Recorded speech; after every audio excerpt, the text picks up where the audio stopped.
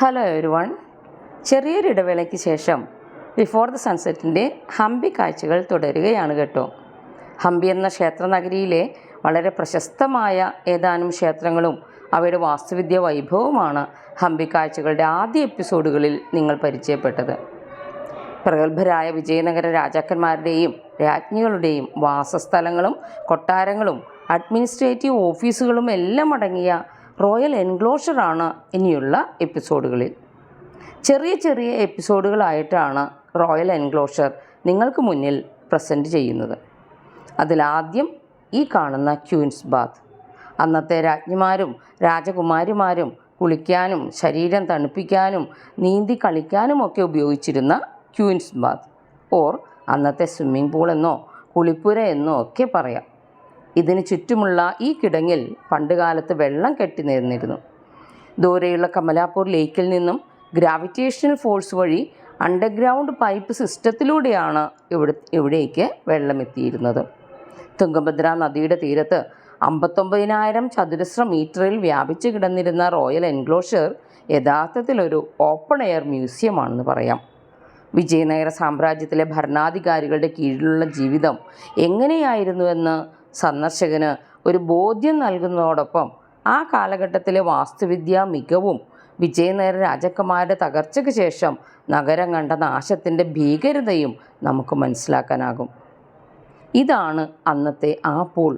അന്നത്തെ രാജ്ഞിമാരും രാജകുമാരിമാരും നീന്തി തുടിച്ചിരുന്ന, ശരീരം തണുപ്പിക്കാനും കുളിക്കാനും ഒക്കെ ആയിട്ട് ഉപയോഗിച്ചിരുന്ന കുളിപ്പൊയ്ക.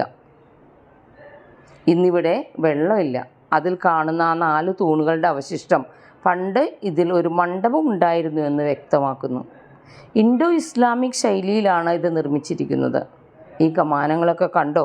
ഇൻഡോ ഇസ്ലാമിക് ശൈലിയിൽ നിർമ്മിച്ച ഒരുപാട് മോണുമെൻറ്റ്സ് നമുക്ക് ഹംപിയിൽ കണ്ടെത്താനാകും. മുകളിലെ ഈ ഡോം സ്ട്രക്ചർ മൊത്തം 24 എണ്ണം ഉണ്ട്. ഓരോ ഡോമും മറ്റൊന്നിൽ നിന്ന് ഡിഫറൻ്റായ 24 ഡോമുകളാണ് ഈ പൊയ്കയ്ക്ക് ചുറ്റുമായിട്ടുള്ളത്. പുറത്തെ കിടങ്ങിൽ അന്ന് വെള്ളം നിറഞ്ഞു നിന്നിരുന്നു എന്ന് ഞാൻ പറഞ്ഞു.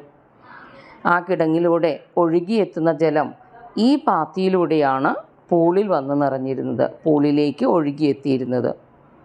1.8 മീറ്റർ ഉയരത്തിൽ ഇവിടെ വെള്ളം നിറയ്ക്കാനായിട്ട് കഴിയുമായിരുന്നു. എക്സസ് വാട്ടർ ഒഴുക്കി കളയാനും വെള്ളം ഡ്രെയിൻ ഔട്ട് ചെയ്യാനുമൊക്കെ അന്നിവിടെ സൗകര്യമുണ്ടായിരുന്നു.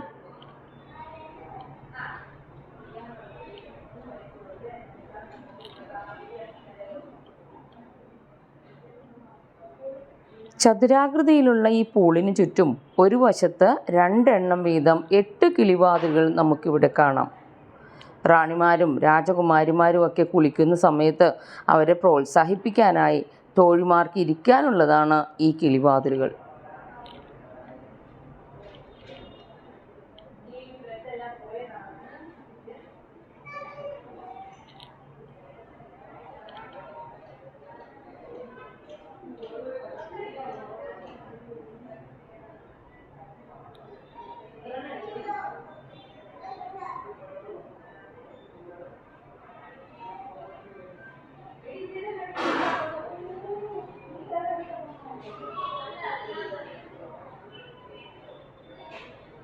ഇത് ഈ പൂളിലേക്ക് ഇറങ്ങാനുള്ള പടവുകളാണ്. ഇപ്പോൾ ഇതിലേക്ക് ഇറങ്ങാനുള്ള അനുവാദം നമുക്കില്ല കേട്ടോ.